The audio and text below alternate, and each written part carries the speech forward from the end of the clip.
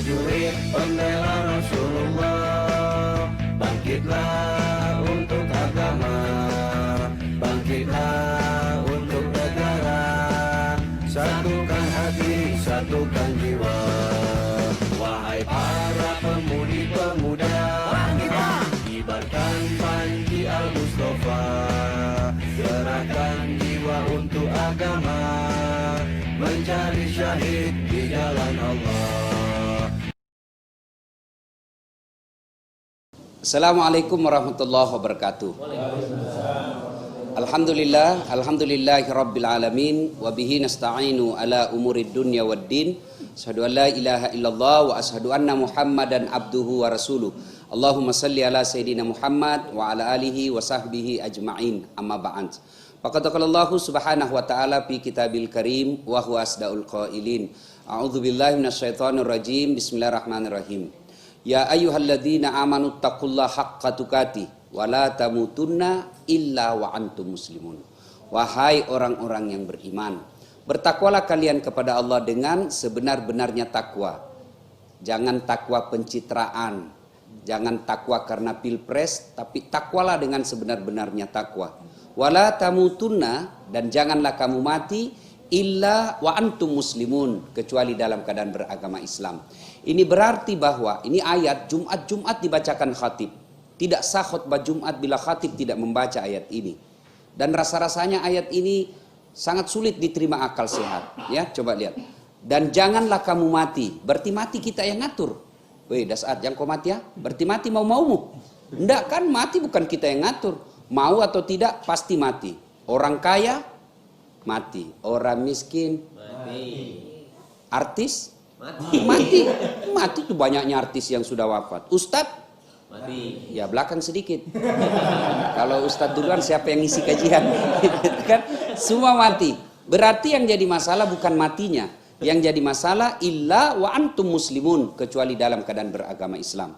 Jumat kita baca ini. Dengar ini hati. Allah seolah-olah ingin mengatakan kepada kita, wahai Baim, agamamu Islam, nikahmu syariat Islam, KTP-mu Islam, tapi hati-hati bos, belum tentu kau mati dalam keadaan Islam. Berarti ada orang Islam tapi matinya belum tentu Islam. Insya Allah kita tidak akan mati dalam keadaan lagi berzina. Insya Allah kita tidak akan mati dalam keadaan lagi overdosis. Insya Allah kita tidak akan mati lagi ngerampok. Tapi yang bisa membuat kita mati dalam keadaan kekafiran, hubbi aklil haram, suka memakan makanan haram. Auzubillah min zalik. Dan ini biasanya banyak pedagang. Kok bisa Ustadz? Berapa harganya ini? Rotimu, Papa Bons. Nah ini maju Pak Eko. Berapa harganya ini? Ini 20.000. Wih, mahal betul. 15 saja. Itu aja sana sama-sama kita orang Bugis saya kasih kok 15.000. Padahal sudah ada untungnya. Berdagang boleh, tapi jangan mengatakan modal padahal sudah untung. Wa ahallallahu bai'a wa harramar riba. Allah halalkan jual beli tapi Allah haramkan riba. Silakan jual sarung, silakan jual make up, alat-alat mode, tapi jangan nipu pembeli. Berapa harganya ini? 100.000. Itu aja juga modal. Padahal sudah ada untung 30.000. Tidak boleh, haram itu menipu pembeli. Nah, ini yang membuat kita kadang-kala bisa mati dalam keadaan kekafiran, yaitu habis makan uang haram. Ini para koruptor, ya, penjahat uang negara. Na'udzubillah min zalik. Makanya selalu diingatkan, jangan kamu mati kecuali dalam keadaan beragama Islam. Wa qala idan bismillahirrahmanirrahim. Ya ayyuhalladzina amanu dukhulu fis silmi kaffatan wa la tattabi'u khutuwatis syaitan innahu lakum adu mubin. Wahai orang-orang yang beriman, masuklah engkau ke dalam Islam secara sempurna dan janganlah engkau ikuti langkah-langkah setan, karena sesungguhnya setan itu musuh yang nyata bagi kalian. Musuh kalian bukan ulama, musuh kalian bukan pemerintah, musuh kalian bukan STM, musuh kalian bukan polisi, musuh kalian adalah setan, di mana setan itu musuh yang nyata bagi kalian. Itu kata Allah. Dan jangan pikir ketika kita dakwah seperti ini, kajian online seperti ini, ibu bapak yang ada di rumah yang lagi nonton live seperti ini, jangan pikir tidak ada setan di tengah-tengah kita. Ada setan, bentuknya bukan pocong, bukan uka-uka. Apa setan yang ada di tengah-tengah kita? Bentuknya handphone. Orang sudah ceramah masih menggesek. Itu setan itu, mengalihkan perhatian. Jadi simpan dulu handphonenya. Oh, nah, saya kalau apalagi sekarang ini kan, kalau kita lagi ceramah, untung sekarang sudah ada jaga jarak. Dulu sebelum ada jaga jarak, selesai ceramah, kita Ustadz, selfie dulu, selfie. Orang capek disuruh selfie. Keringatan Ustadz, selfie. Ulang Ustadz, kabur. Ulang lagi Ustadz, kabur. Dalam hatiku, bukan handphone, mukamu yang kabur. Ya kan? Nah, itu semua godaan setan. Nah, wala tattabi'u khutuwatis syaitan, dan janganlah engkau ikuti langkah-langkah setan, karena sesungguhnya setan itu musuh yang nyata bagi kalian. Makanya ibu bapak ketika dengar dakwah fokus. Ya, fokus. Nah, ustadz juga harus fokus. Di mana dengar dakwah? Ya kalau dakwah jangan neraka terus dicerita. Ini ada juga penceramah kan neraka jadi terus dicerita. Di kantor kita dikejar kredit, di warung kopi masuk tagihan. Kemudian sampai di rumah dimaki-maki lagi sama istri. Kita mau ke masjid mudah-mudahan dengar pencerahan, sampai di masjid dimaki lagi sama ustadz. Apa enaknya kita jadi suami? Ya?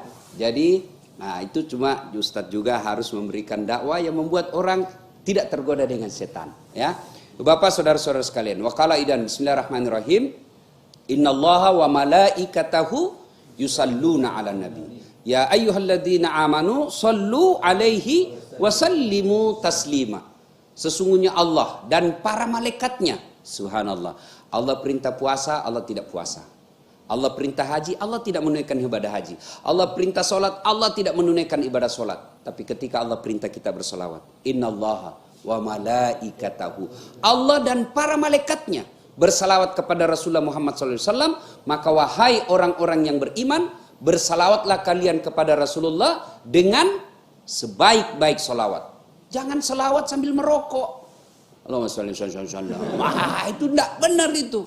Apa salah? Bukan salah. Apa dosa? Tidak salah, tidak berdosa. Tapi yang dianjurkan Allah bersalawat dengan sebaik-baik salawat. Itu anjuran, bukan anjurannya pemerintah, bukan anjuran Nabi, tapi Allah yang langsung perintahkan kepada kita bersalawat dengan sebaik-baik salawat. Shadaqallahul adzim, maha benar Allah dengan segala firman-Nya. Ibu bapak saudara-saudara sekalian, teristimewa yang saya hormati, Ustadz Baim Wong. Baim Faula atau Baim Wong? Sama? Baim Faula. Apa ayat Baim Paula. Paula istri saya. Oh, sekarang saya lihat channelnya Baim Paula. Paula istri saya. Oh iya. Oh, Ya. terima kasih. Jadi ibu bapak saudara-saudara sekalian, saya kalau dekat-dekat artis malas sedikit Pak, sebab tambah hancur saya. Cakep kan dibandingkan. Jadi cakep tidaknya orang itu tergantung perbandingannya. Saya kalau dekat-dekat yang jelek saya agak cakep sedikit. Tapi kalau dekat Mbak Imong hancur saya. Nah ibu bapak saudara-saudara sekalian, nah kita cerita soal sedekah. Saya angkat sedekah ini begitu saya chattingan dengan Ustadz Baim Wong. Wah, guru, ya Ustadz itu kan guru, tidak berarti ulama. Ustadz guru, apapun yang diajarkan kepada istri kah, kepada anak kah, sudah kita Ustadz. Ya, Ustadz Baim Wong chatting, langsung saya tertarik. Kenapa? Saya lihat di medsos banyak berbagi. Ya, oh ini bagus ini, kita ngajak kepada kebaikan. Oke. Maka kita pada malam ini kita fokus mengkaji tentang berbagi yang kita kaitkan dengan bulan Hijriah. Bulan Hijriah itu bulan berkurban. Nah, kita cerita ingatkan kembali alam pikiran kita tentang sejarah kurban ini. Ibrahim alaihissalam diberikan rezeki yang berlebih oleh Allah. Alhamdulillah. Ya, anggaplah seperti Mas Baim, beli rezeki oleh Allah. Hebatnya ini Ibrahim kaya, dermawan. Yang banyak kan diantara kita kaya pelit. Kalau cuma kaya dan pelit belum berbahaya. Tapi kalau kaya pelit serakah, ini yang bahaya. Kenapa namanya serakah? Haknya orang pun diambil, haknya saudaranya pun direbut. Itu serakah. Ini Ibrahim kaya, dermawan. Dan suatu ketika Ibrahim alaihissalam menyembeli 100 ekor onta, 300 ekor sapi, 1000 ekor domba. Kira-kira kalau dirupiahkan sekarang kurang lebih 20 miliar. Sekitar 20 sampai 25 miliar. Seluruh orang memujinya. Lalu Ibrahim alaihissalam dipuji, datang penyakit manusianya. Apa penyakit manusia? Senang dipuji. Mana ada orang manusia yang tidak senang dipuji? Saya pun senang dipuji. Ketemu jamaah yang sudah lama tidak ketemu, Ustadz awet muda, saya tahu dia bohongi saya, tapi tidak apa-apa, saya senang aja, tidak apa-apa, saya tahu kau bohong, tapi saya senang juga. Mana ada orang makin awet muda?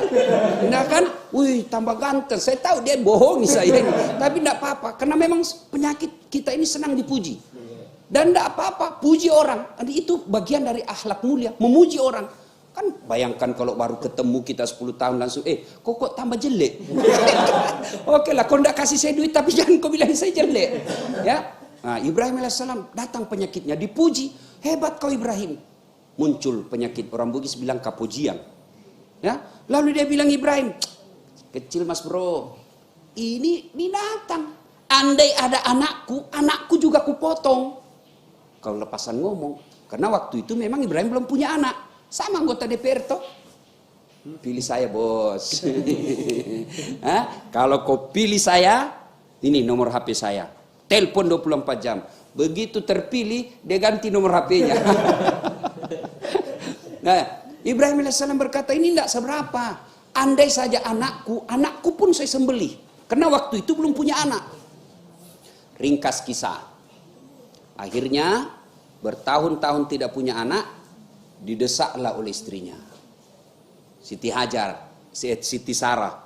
Bang, abang kan Nabi, perlu ada pelanjut cita-cita, perlu ada yang melanjutkan risalah. Saya tidak bisa memberimu anak, kawin lagi dong bang. Masya Allah, Ibrahim alaihissalam ibu disuruh nikah, tidak mau. Apa kata Ibrahim? Tidak mau saya, tidak mau. Ini takdir saya tidak punya anak, ya sudah ini takdir kita. Tapi karena abang Nabi, perlu ada yang melanjutkan cita-cita. Saya tidak mau, didesak tidak mau. Luar biasa. Nabi Ibrahim disuruh nikah sama suaminya, tidak mau pak. Kita sebagian dilarang nikah, sembunyi-sembunyi. Fred.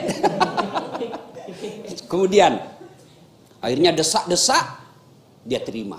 Oke lah kata Ibrahim alaihissalam, ya sudahlah. Nah kalau gitu, oke. Tapi ternyata Siti Sarah tidak ikhlas 100%. Siti Sarah berkata, oke, kau nikah dengan catatan saya yang pilihkan kamu. Kalau dia ikhlas 100% kan dia bilang, oke, kau pilih mana yang kau suka. Itu ikhlas 100%. Tapi ini ikhlasnya cuma 95%. Kalau kau menikah, oke, saya pilihkan kamu. Kata Ibrahim, oke, kau pilihkan saya siapa? Tidak usah jauh-jauh, itu aja pembantu kita. Siapa? Siti Sarah, Siti Hajar. Siti Hajar, budak yang kemudian dimerdekakan. Beda bu, perlu paham, beda pembantu, beda budak. Kalau pembantu itu dia punya hak, tiap bulan harus digaji, ada BPJS-nya, harus disempat. Dan namanya budak hak milik. Hak milik itu ya seperti air ini, merek Fit. Ya kan, kalau saya punya air ini, namanya saya punya, maunya saya mau pakai minum boleh, saya mau injak boleh, saya pakai lempar mangga boleh. Kenapa saya yang punya? Itulah budak, hak milik. Beda pembantu, kalau pembantu pegawai. Nah, ini budak. Oke, nikahi. Ringkas kisah, Ibrahim alaihissalam menikah dengan Siti Hajar. Alhamdulillah dengan izin Allah hamil. Melahirkan Ismail alaihissalam. Inilah keturunan kita orang Islam. Ibrahim alaihissalam menikah dengan Siti Sarah. Setelah Siti Hajar hamil, alhamdulillah Siti Sarah juga hamil. Jadi kalau ada ibu-ibu yang ada di rumah sudah 37 tahun tidak hamil-hamil, coba pakai ilmunya Siti Sarah. Apa ilmunya Siti Sarah? Suruh kawin lagi suami, ya kan? Oh hamil. Ya, begitu hamil, mulai datang cemburunya. Kan hamil juga Siti Sarah, mulai cemburu. Kata Ibrahim, ini kan nikah kan kamu yang suruh saya. Pokoknya saya tidak senang lihat itu istrimu. Padahal dia yang suruh. Jadi perempuan kalau sudah bilang pokoknya, sudah tidak usah diajak ngomong pak. Sudah tidak usah diajak ngomong. Jadi kalau dia sudah bilang pokoknya saya tidak mau lihat istrimu, sudah diam aja. Alhamdulillah nikah dengan Siti Sarah, lahir anaknya namanya Ibrahim dengan Siti Hajar Ismail. Ishak, Ibrahim dengan Siti Sarah lahir Ishak. Inilah keturunan bangsa Yahudi. Nah, kemudian ringkas kisah. Ketika usia kecil, ya kira-kira seperti si siapa ini? Anak Ibrahim Ismail seusia seperti ini, turun perintah Allah.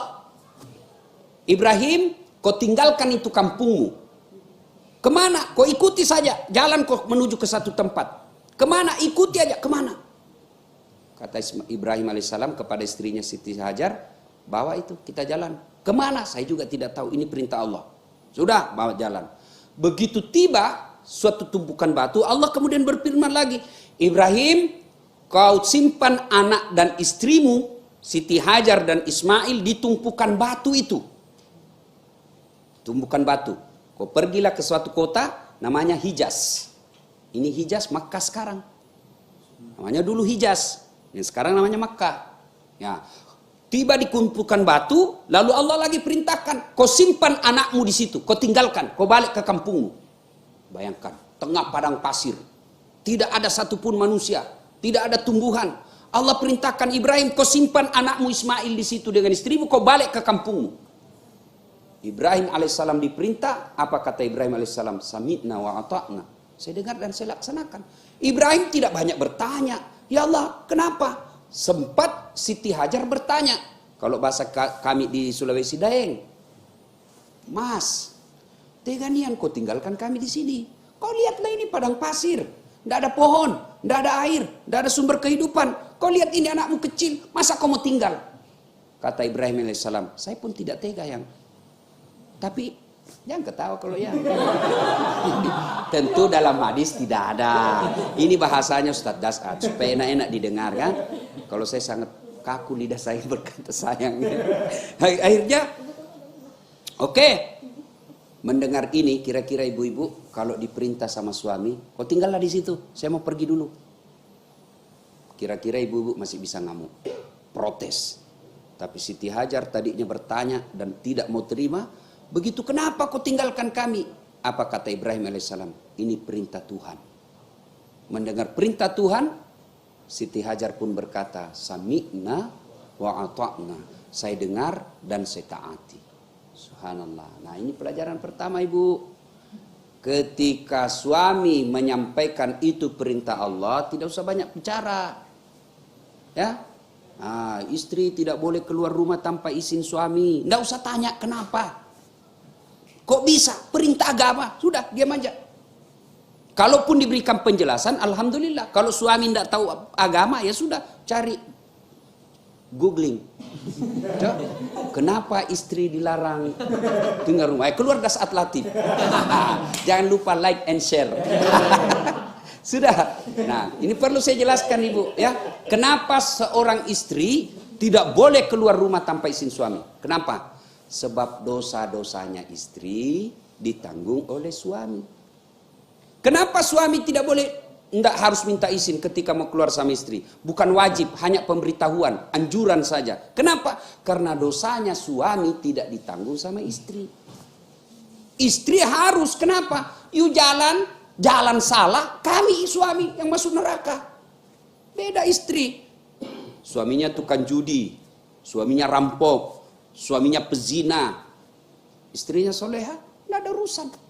Kata Allah, ibu, kamu bagus agamamu. Tadkhulul jannati bisalam. Kau pilih di pintu surga mana kau mau masuk. Itu hebatnya jadi perempuan. Beda kami laki-laki. Kami ulama, tapi istrinya tidak bagus agamanya, tidak sholat, tidak puasa Ramadan, tidak tahu bayar zakat, tukang gosip, pendengki, penggibah. Dan saya serius ini. Kan biasa penyakitnya perempuan kan tukang gibah. Ya, penggosip. Ini kalau begini tuh dia kalau kumpul-kumpul ibu begini kan, dia enggak gosip tapi dilihat mulai masuk pintu dilihatin tamu. Iya kan? Dia enggak cerita mulutnya, tapi dia orang Bugis bilang enggak kopi.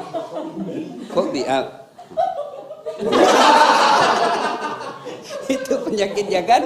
Nah, kalau istri seperti ini, maka suami yang tanggung dosanya. Kenapa istrimu tidak sholat? Kenapa istrimu tidak puasa? Kenapa istrimu itu sudah harusnya haji dia enggak, padahal dia sudah mampu? Kami semua yang tanggung. Itulah ayat yang mengatakan ku ampusakum wa ahlikum nar. Maka seorang istri tidak boleh keluar rumah tanpa izin suami. Kalau dia keluar tanpa izin suami, maka langkah-langkah kakinya murka Allah. Langkah kaki lagi dimurkai Allah, langkah kaki lagi dimurkai Allah. Nah, itu makanya izin. Ya izin istriku Ustaz, tapi penyalahgunaan izin. Maksudnya apa? Isinya pengajian 1 jam, tapi jalannya ke mall 4 jam. Nah, ya, sudah ringkas kisah. Kemudian kemudian yang tumpukan batu itulah Bapak Ibu ya. Tumpukan batu itulah yang Ka'bah sekarang. Nah, pergilah Ibrahim meninggalkan Ismail kecil balita waktu itu bersama Siti Hajar. Tidak ada manusia, ya, tidak ada pohon, tidak ada air sumber kehidupan. Menangislah Ismail kecil, kehausan. Lalu Siti Hajar tidak putus asa, dia tidak tinggal saja berdoa. Tapi apa yang dilakukan? Dia mencari air. Ya, begitu anaknya kehausan, lari-lari Siti Hajar. Dia melihat Fata Morgana. Tahu adik-adik Fata Morgana kan? Tahu Pak ya? Itu kalau kita berdiri di aspal kan, di pinggir jalan kan seolah-olah ada air kan di situ. Seperti itulah Siti Hajar di padang pasir. Dia lihat kayak ada air, dia lari ke sana. Sampai di sana ternyata tidak ada air. Lari lagi, tidak ada. Lari lagi, tidak ada. Nah, itulah ritual haji sekarang, yaitu sa'i antara Safa dan Marwah. Ya kan? Nah, capek setelah berikhtiar, berupaya, sunnatullahnya berikhtiar, berupaya dulu, Siti Hajar tidak dapat air. Lalu turun perintah Allah kepada Jibril. Jibril, kau turun ke dunia, hentakkan kakinya Ismail di pasir. Hentakkan kakinya di pasir. Ismail pun hentakkan kaki di pasir. Dengan izin Allah, muncrat air. Begitu muncrat air, Siti Hajar melihat. Siti Hajar melihat ada puncratan air, lalu Siti Hajar berteriak Zam-zam, Zam-zam, air muncrat. Ada juga memaknai bahwa tutup itu air yang muncrat. Itulah sejarah Zam-zam sekarang. Nah, ibu bapak yang belum pernah minum air Zam-zam, para pemirsa yang belum pernah minum Zam-zam, berdoa mudah-mudahan wabah segera berlalu, kita bisa ke Baitullah. Nah, bersama Dasat Latif. Nah, sudah ya, itulah sejarah Makkah. Nah, sampailah kemudian beredarlah desas-desus bahwa di Hijaz ada air yang tidak pernah berhenti. Sumber mata air yang tidak pernah berhenti, mengalir terus-menerus. Ya namanya padang pasir, ada air yang tidak pernah berhenti mengalir, maka tentu didatangi orang. Maka jadilah kota. Inilah yang menjadi Makkah sekarang. Nah, kemudian ketika Ismail tidak ada terjadi ikhtilaf, perbedaan pendapat ulama berapa umurnya Ismail waktu itu. Ada yang mengatakan 13 tahun, ada yang mengatakan 15 tahun. Tidak jelas angkanya. Al-Quran cuma menjelaskan Ismail waktu itu usianya sudah pandai membantu bapaknya. Kalau sudah pandai membantu bapaknya berarti ya remaja. Nah, tanggal 8 Zulhijjah. Seperti hari ini. Ya kan? Nah, mimpi Ibrahim, kamu pernah berjanji kalau ada anakmu kau potong anakmu. Sekarang bayar itu janjimu. Bangun Ibrahim. Ini mimpi atau wahyu? Kalau ini mimpi, kenapa jelas sekali? Kalau ini wahyu, kenapa anak disuruh potong? Iya, kalau 10 anak disuruh potong, kita cari yang dongo.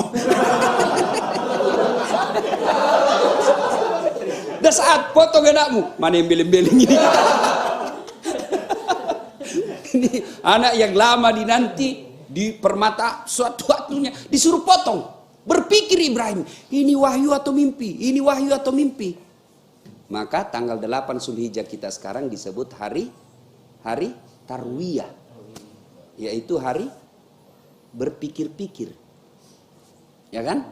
Nah, kemudian tanggal 9 Zulhijjah. Tidur lagi, mimpi lagi. Ibrahim, bayar itu nasarmu. Bangun Ibrahim. Ini bukan mimpi. Ini wahyu. Ibrahim tanggal 9 Zulhijjah. Hai, kul yakin ini bukan mimpi tapi perintah Allah. Maka kita sekarang ibu tanggal 9 Zulhijjah disebut hari Arafah atau hari mantapnya keyakinan kita.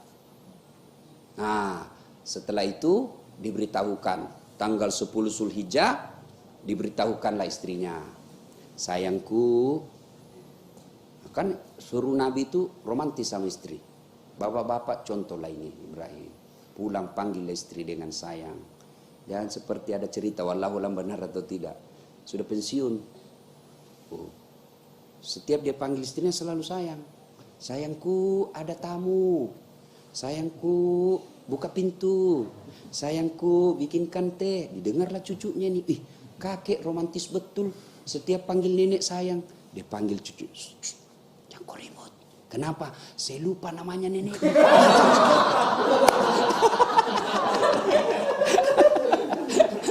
Jadi kalau ada dipanggil sayang-sayang, selama ini tidak pernah dipanggil sayang, tiba-tiba panggil sayang, waspadalah. Ya sudah.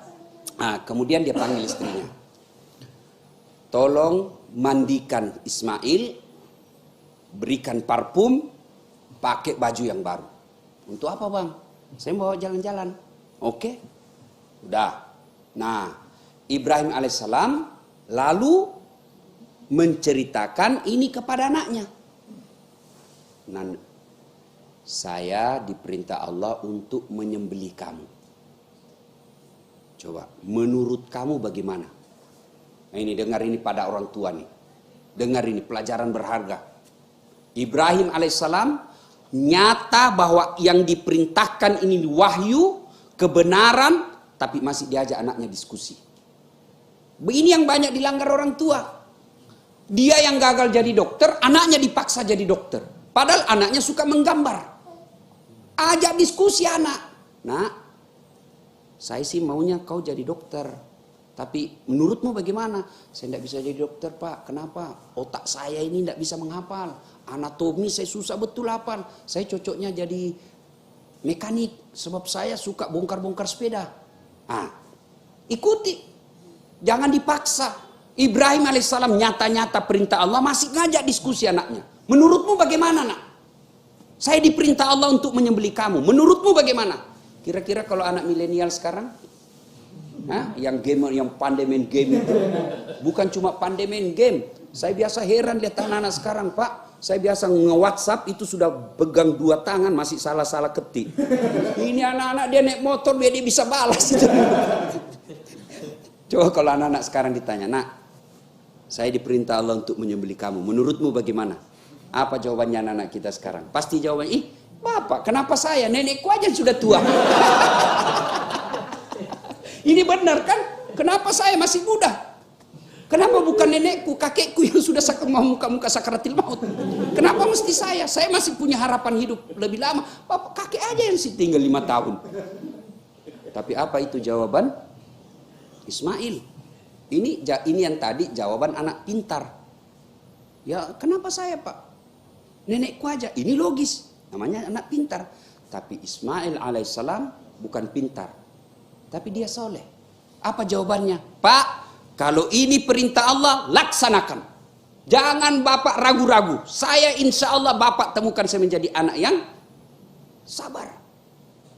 Lalu setelah menjawab itu, lalu Ismail alaihissalam punya keinginan. Pak, sebelum bapak sembelih saya, ada permohonan saya. Apa itu? 1, tolong nyembelih pakai yang tajam. Ini dengar ini para eksekutor. Ya, tukang sembelih. Ketika menyembelih sapi, kambing, ayam, pakai yang tajam. Dan itu ada tekniknya. Kalau bebek jangan potong di tengah, lama itu menderita, lama baru mati. Tapi potong dekat sininya. Ya. Nah, ayam juga begitu. Kalau bapak potong di tengah-tengahnya apa dekat sini, dia terbang dulu itu. Lama dia menderita. Ya, kemudian ketika sembelih, ini hati-hati ibu-ibu nih yang suka beli ayam potong. Hati-hati, kadang-kala ternyata ada yang tidak baca basmalah. Ada yang baca basmalah tapi dia tidak baca 1 ekor 1 basmalah.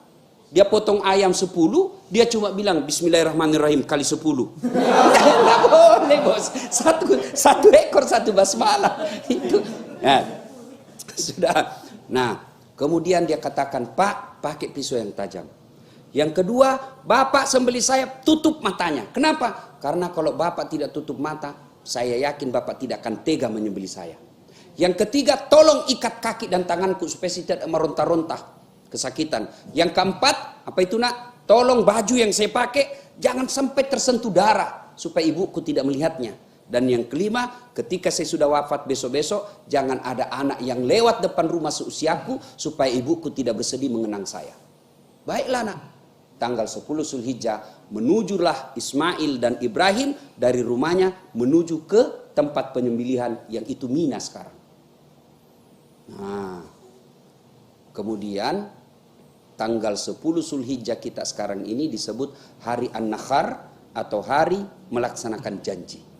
Nah, ke tempat penyembelihannya itu Bapak Ibu, kalau kita pergi umroh kan dari kan kita biasa dibawa ke Siarah. Nah, dari Padang Arafah kemudian ke Musdalifah masuk ke Mina. Biasa itu sebelum rumah raja, utawi kita di atas bus, Bapak Ibu lihat tengok ke samping. Nah, di atas bukit ada seperti pos-pos security. Nah, disitulah Ismail alaihissalam ingin disembelih oleh bapaknya. Nah, saya biasa juga, Bapak Ibu saudara-saudara sekalian, tengok ke kanan, ke kiri, sudah tengok jelaskan, lalu tengok lihat ke depan, sebelah kanan paling ujung, itulah sopir. Nah, sudah sampailah di tempat tersebut. Nah, diikatlah tangannya Ibrahim. Ada yang terlupa. Ketika perjalanan itu, buah setan kepanasan. Setan kemudian mendatangi Ibrahim. Baim. Ibrahim kan, baim. Weh, kau balik lihat anakmu. Cakep betul itu anakmu, lagi lucu-lucunya. Puluhan tahun kau inginkan, masa kau mau potong? Ibrahim alaihissalam mendengar ini, beliau ambil batu, lalu dia katakan, Ishab ya le, pergi kau setan. Jangankan anakku, diriku pun kupotong, lempar. Kena kepalanya. Sampai Bekasi, balik lagi. Gagal goda Ibrahim. Dia datangi istrinya, Siti Hajar. Jar. Apa mas bro?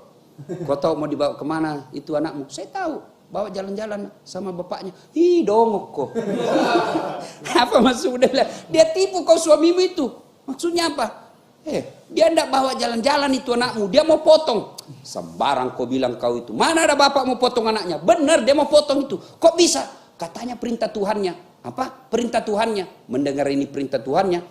Siti Hajar ambil batu juga. Iblis, jangankan anakku. Saya juga siap dipotong kalau itu perintah Allah. Ishab, pak! Lempar. Kena kepalanya. Sampai Bandung balik lagi. Gagal ke Ibrahim. Gagal ke istrinya. Maka dia datang ke Ismail. Kenapa? Kau tahu mau dibawa? Masih iblis masih mau bicara, dia langsung sambitin, pak! Jangan kau banyak bicara di situ. Kena matanya. Satu hancur. Orang di kampung saya bilang picok. Saya tidak tahu apa bahasa ini. Hancur matanya sebelah kanan satu ya. Akhirnya gagal menggoda Ibrahim, gagal menggoda istrinya, gagal pula menggigit anaknya. Inilah ibu yang sekarang menjadi ritual pelaksanaan melempar 3 jumroh. Ya, melempar setan besar, setan menengah, setan kecil. Ya, kenapa mesti 3 hari? Kenapa mesti 3 tempat? Kenapa mesti 7 batu? Itu hikmahnya adalah bahwa melawan setan ini perlu napas panjang. Ya, ketika Mas Baim Wong untuk berhijrah mengajak kepada kebaikan, jangan pikir setan diam. Dia akan masuk menggoda kita. Ketika kita mau hijrah memakai jilbab, setan masuk melawan kita. Ketika kita mau berkurban, ketika kita mau bersedekah, setan masuk. Melalui apa? Pertama kita. Alhamdulillah berhasil menggagalkan setan, suaminya berhasil menggagalkan setan, dia datang ke istrinya. Wih, itu yang mau kurban, pembeli sapi 20 juta, bisa beli handphone baru. Itu handphonemu sudah handphone tua itu, diketawai kok temanmu sama-sama di arisan. Sudahlah, masuk terhasut istri. Bang, gak usah kurban kali ini, tahun depan aja, itu bisa beli handphone. Nah, suaminya juga takut sama istrinya. Nah, ada di sini takut sama istri. Ini muka-muka semua takut sama istri, Pak. Kalau Ustaz takut sama istri? Tidak, cuma istriku lebih berani dari saya. Ya, akhirnya dia begitu dia goda, kalau dia gagal menggoda suami, dia masuk ke istri. Gagal menggoda istri, dia masuk ke anak. Maka cinta kepada anak itu bisa juga pintu masuknya setan. Nah, alhamdulillah berhasil menggagalkan. Ada jamaah haji, konon kabarnya wallahu alam benar atau tidak. Jamaah haji Indonesia, dia lihat itu batu tempat melontar, diambil batu, inilah ini setan ini kurang ngajar yang menggagalkan saya selama ini menggoda saya. Diambil batu, bismillah, Allahu Akbar. Begitu dia lempar melenting kembali. Hampir kena kepalanya, dia tangkap itu batu. Begitu dia buka ada tulisannya, sesama setan dilarang saya. Dia bilang kurang ngajar, kau di sini kau lempar saya, kita di tanah air kita sahabat. Ya, sudahlah. Nah, sampailah di tempat penyembelihan. Dibaringkan Ismail, kemudian ditutup matanya Ibrahim, lalu dia sembelih, keluarkan padangnya, diikat, dia sembelih lehernya. Apa yang terjadi? Tidak mempan. Dipotong tidak mempan, dipotong lagi tidak mempan. Ibrahim alaihissalam berkata, barangkali nih tumpul. Akhirnya diambil pedangnya, dia coba ke batu, satu kali hentak, pak, pecah batu, tajam. Kok bisa? Nah, kata Ismail alaihissalam, bapak main-main kali, ndak serius, lobet ini. Dia gorok, ndak serius bapak ini, ndak tajam ini, keras. Akhirnya kata Ibrahim alaihissalam, tunggu dulu pak, buka tanganku, buka ikatan tanganku, buka ikatan kakiku. Kenapa? Saya lepas. Nanti kalau saya diikat, nanti saya dipikir Allah, dinilai Allah, saya tidak ikhlas. Tolong lepaskan ikatan tangan saya. Dilepaslah. Sembelih kedua kalinya di aras Allah. Allah perintahkan, ya, malaikat, kau turun, gantikan itu lehernya Ismail dengan domba yang pernah kibas, yang pernah dipersembahkan anaknya Adam ketika ingin menikah. Maharnya waktu itu. Bawa itu gantikan. Begitu dia mau gerek kedua kalinya, sambil perjalanan datang kibas, wah, malaikat semua memuji Allah. Allahu Akbar, Allahu Akbar, Allahu Akbar. Nah, itu kata malaikat. Nah, disambut, dilanjutkan oleh Ibrahim alaihissalam. La ilaha illallah huwallahu akbar. Ya, jadi Allahu Akbar, Allahu Akbar, Allahu Akbar. Itu malaikat. La ilaha illallah huwallahu akbar. Ibrahim alaihissalam. Lalu Ismail menyambutnya dengan kalimat Allahu Akbar walillahil hamd. Itulah sejarah takbiran sekarang. Allahu Akbar, Allahu Akbar, Allahu Akbar. Malaikat. La ilaha illallah huwallahu akbar.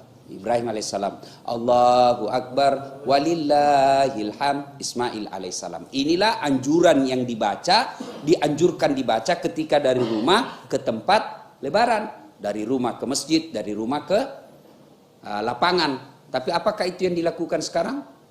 Tidak. Begitu kita pergi pakai kudung, pakai apa? Selfie. OTW Idul Adha. Nah, sudah itulah. Bukannya takbiran, update status. Sampai di masjid, alhamdulillah sudah sampai masjid. Sampai lagi update status, dia sholat sunnah, dia pun lagi. Alhamdulillah selesai 2 rakaat, beling-beling. Ya. Nah, sudah. Ketika itu Ibrahim alaihissalam kemudian digantikanlah lehernya Ismail dengan binatang kibas. Inilah sejarah dari penyembelihan kurban sekarang. Alhamdulillah Allah tidak mewajibkan kita menyembelih anak. Yang Allah minta adalah menyembelih binatang kurban. Dan alhamdulillah sepertinya tidak ada orang bangkrut gara-gara berkurban. Sekarang kan saya tidak tahu di Jakarta. Di Makassar sekarang ini lagi tren sepeda.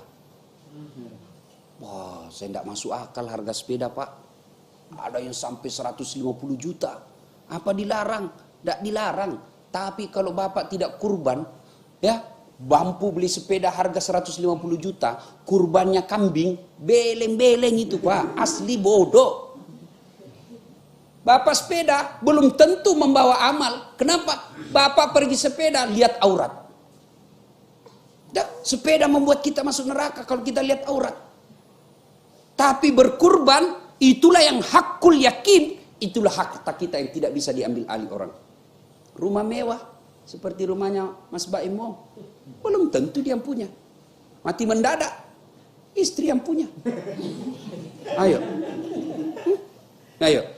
Istri meninggal, cantik meninggal, bagus mobil, bagus rumah, siapa yang punya? Tiba-tiba ibu meninggal. Maaf Baim. Belum untung kalau tidak kawin lagi. Iya kan? Ayo. Maka harta yang kita miliki ini 3 aja. Kata Nabi 3 jenis hartamu yang kau miliki. 1 yang habis kau sedekahkan. Ya? Pergi jalan-jalan tiba-tiba dapat petani yang miskin, kasih. Itulah yang tidak bisa diganggu gugat oleh saudara kita. Dan itu yang Allah ganti berkali-kali lipat. Coba Quran menjelaskan. Kau belanjakan hartamu di jalan agama Allah, ibaratnya bahasanya 1 biji tumbuh 7 bulir. 7 bulir itu 7 batang. Dan setiap batangnya mengandung 100 biji. Artinya sedekah 1 Allah ganti 700 kali lipat. Bukan 10 kali lipat, 700 kali lipat. Lalu kenapa saya miskin Ustaz? Karena Bapak bermental miskin. Apa mental miskin? Minta terus. Modal, tidak mau bersedekah. Sedekah supaya bisa kaya. Jangan kaya baru bersedekah. Mana ada orang bangkrut gara-gara sedekah? Coba tunjukkan saya, ada enggak keluarga bapak ibu yang bangkrut gara-gara sedekah? Ustaz itu pacik saya, paman saya. Oh kaya sekali dia Ustaz. Cuma karena rajin bantu orang, dia jadi bangkrut. Enggak. Yang bangkrut gara-gara judi, narkoba, selingkuh. Itu bukan poligami ya, selingkuh. Selingkuh. Ini ibu sensitif betul kalau kita cerita poligami. Ibu boleh tidak setuju poligami, tapi jangan menghina. Karena itu syariat. Boleh tidak setuju. Kata istri saya tidak ada urusan. Silahkan poligami, yang penting bukan suami saya. Bilang gitu. Jadi masalah saya. Saya bilang, iya ibu. Dia bilang, banyak jalan menuju surga. Memang banyak, tapi macet. Ini jalur tol. Ibu saya cerita di Makassar ibu. Cerita-cerita. Ibu-ibu dalam Al-Quran itu kan ada 4 tipe rumah tangga. 1, suaminya berislam, beriman, istrinya kafir. Nah, suaminya beriman, istrinya kafir. Siapa? Nabi Lut alaihi salam. Yang kedua, istrinya beriman, suaminya kafir. Siapa? Fir'aun laknatullah alaih.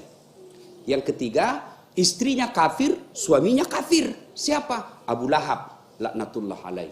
Yang keempat, suaminya beriman, istrinya beriman. Siapa? Ibrahim alaihissalam. Kira-kira ibu-ibu pilih mana?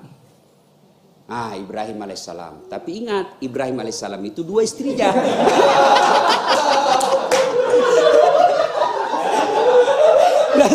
Langsung dia bilang ibu-ibu di Makassar.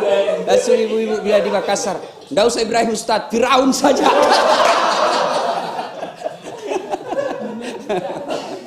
Bapak saudara-saudara sekalian ya. Jadi jam bangkrut tidak ada karena kebaikan. Sedekahlah. Nah ibu-ibu nih, kalau ada masalah dalam rumah tangga, coba terapi sedekah. Terapi sedekah. Kan Nabi sudah informasikan. Sittatu asyain tasidu fil umur. Ada 6 sifat yang membuat umurmu jadi panjang dan kau tertolak dari bencana.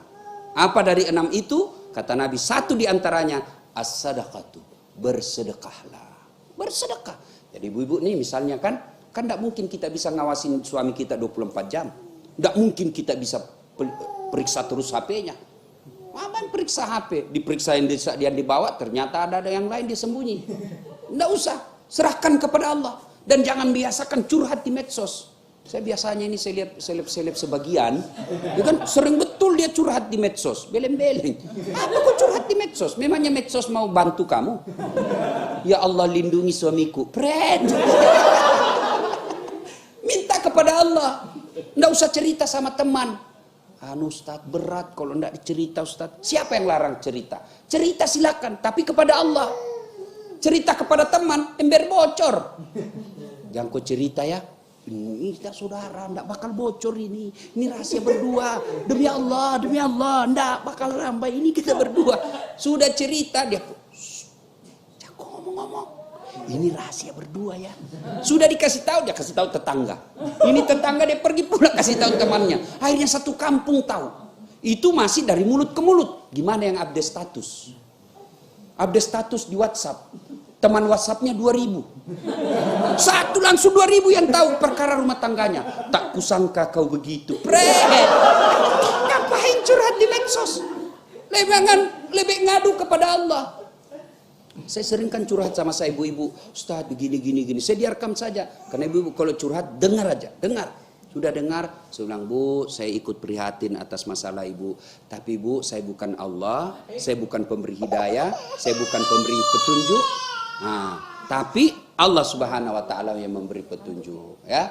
Maka bagaimana caranya? Caranya adalah sampaikan curahan ibu. Nah, itu bedanya suami dengan laki-laki. Nah, suami tidak bergerak itu kalau jatuh. Itu bedanya suami. Makanya kenapa surga berada di bawah telapak kaki ibu. Ya kan? Kalau kita suami, ya anakmu jatuh.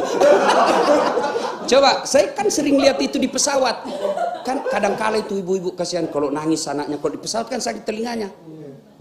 Istri itu, kalau kita kan biasa gengsi. Kalau istri, dia lari. Dia bawa lari ke bawah lah ke cabin, di cabin jalan di lorong-lorong pesawat. Coba kalau suami langsung itu bedanya. Makanya kenapa Nabi mengatakan al jannatu tahta aqdamil ummahat. Surga itu berada di bawah telapak kaki ibu. Lalu kenapa Nabi ketika ditanya, "Ya Rasulullah, setelah Allah dan Rasulnya siapa yang saya taati?" Apa jawaban Nabi? Ibumu. Setelah itu siapa ya Rasul? Ibumu. Setelah itu siapa? Ibumu. Setelah itu siapa? Bapakmu. Ibu, bapak. Berarti 3 ibu, 1 bapak. Ya salah paham lagi bapak ibu.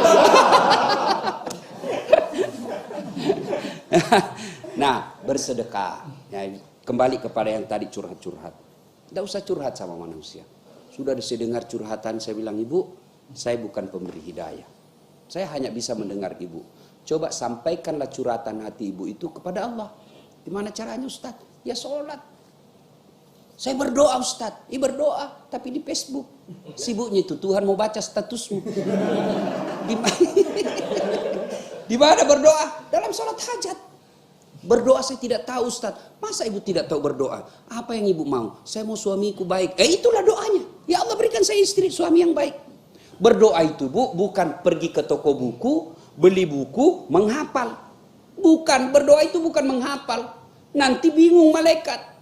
Belum lagi cara pengucapannya salah, ibu tidak tahu artinya. Berdoa itu curhat. Ya Allah, Engkau sudah tahu apa yang ku mau, maka kabulkanlah ya Allah. Ya Allah, saya tidak tahu menyusun kata-kata, tapi Kau sudah tahu dalam hatiku ya Allah. Itulah yang ku mau, berikan cepat ya Allah. Boleh. Daripada ibu bahasa Arab tidak tahu artinya, nanti bingung malaikat. Malaikat apa maksudnya ini? Dia mau supaya suaminya soleh tapi doa yang diminta, doa minta hujan. Kan bingung kan? Maka tidak harus. Jadi sampaikan, ketika ibu ada masalah, curhatlah. Curhatnya kepada Allah. Sudah itu, lengkapi dengan tolak balas sedekah. Ya Allah, tidak mungkin saya bisa jaga suamiku 24 jam. Engkau yang maha menjaga ya Allah. Maka jagalah suami saya ya Allah. Ya Allah, ini ada duit saya 1 juta, saya bawa besok ke panti asuhan. Tolak bala. Mudah-mudahan 1 juta itu Allah lindungi saya dari wanita jahat. Coba amalkan. Coba amalkan itu. Cuma yang jadi masalah kalau suaminya juga bangun sholat tengah malam. Ya dia sudah tahu rumusnya. Ya Allah capek sudah saya lihat istri saya ya Allah. Ngamuk-ngamuk aja kerjanya ya Allah. Ini ada duitku 1 juta ya Allah. Saya bawa tolak bala besok ya. Bingung malaikat. Yang mana doanya dikabulkan. Sedekahlah. Sedekah itu tolak bala. Maksudnya apa Ustaz? 2020 di Ramadan kemarin itu yang disebut Lailatul Qadar. Lailatul Qadar itu malam penentuan, ditentukan apa yang terjadi. Setiap hamba 1 tahun yang akan datang. 2001 bulan 9 Allah sudah tulis di buku catatan saya bahwa dia tabrakan. Tapi karena saya bersedekah. Dan orang yang beri sedekah dia berdoa, dan itu doanya fakir miskin itu makbul, doa orang teraniaya itu makbul. Ya Allah panjangkan umurnya dasat latif, ya Allah hindarkan dari segala mahal percaya. Akhirnya yang tadinya tabrakan di bulan 9 Allah cabut. Maka bersedekah. Nah, ada anak kita mau masuk universitas favorit, kita takut dia tidak lulus, tolak bala. Tidak lulus itu bencana buat kita, maka tolak bala dengan sedekah. Ustaz, susah betul itu anakku menghafal Ustaz. Saya sudah doakan kok tidak bisa. Lengkapi dengan sedekah. Bersedekahlah. Dan demi Allah, tidak ada orang yang membenci orang yang dermawan. Saya tanya ibu-ibu, senang suami yang pelit atau dermawan?